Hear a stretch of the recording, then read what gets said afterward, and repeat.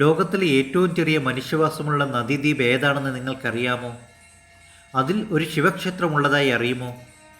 നമുക്കതിനെക്കുറിച്ചറിയാം. ബ്രഹ്മപുത്ര നദിയുടെ നടുവിൽ സ്ഥിതി ചെയ്യുന്ന ഈ ദ്വീപ് മഹാദേവൻ്റെ അത്ഭുത കഥകളാൽ നിറഞ്ഞൊരു ദിവ്യസ്ഥലമാണ്. അതാണ് ആസാമിലെ പ്രശസ്തമായ ഉമാനന്ദ ക്ഷേത്രം.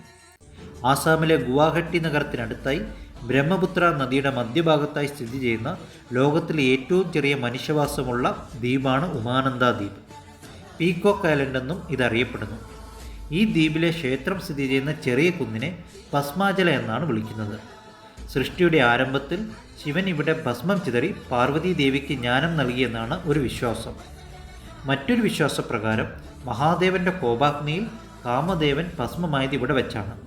അതിനാലാണ് ഈ കുന്നിനെ ഭസ്മാചല എന്ന് പേര് ലഭിച്ചത്. ഈ ക്ഷേത്രത്തിലെ പ്രധാന ദേവൻ ഉമാനന്ദനാണ്. ഉമ എന്നത് പാർവതി ദേവിയെയും ആനന്ദ സന്തോഷത്തെയും സൂചിപ്പിക്കുന്നു. അതായത് പാർവതിക്ക് സന്തോഷം നൽകുന്ന ശിവന്റെ രൂപമാണ് ഉമാനന്ദൻ. ബ്രഹ്മപുത്ര നദിക്കരയിൽ നിന്ന് ചെറിയ വഞ്ചികളിൽ യാത്ര ചെയ്ത് ഭക്തർക്ക് ഈ ദ്വീപിലെത്തും. ഈ ദ്വീപിലെത്തിയതിനു ശേഷം കുത്തനെയുള്ള പടികൾ കയറി വേണം ക്ഷേത്രത്തിലേക്ക് എത്താൻ. മഹാദേവനോടൊപ്പം സൂര്യദേവൻ, ഗണപതി, മഹാവിഷ്ണു, ദേവി തുടങ്ങിയ ഉപദേവതാ പ്രതിഷ്ഠകളും ദർശിക്കാം.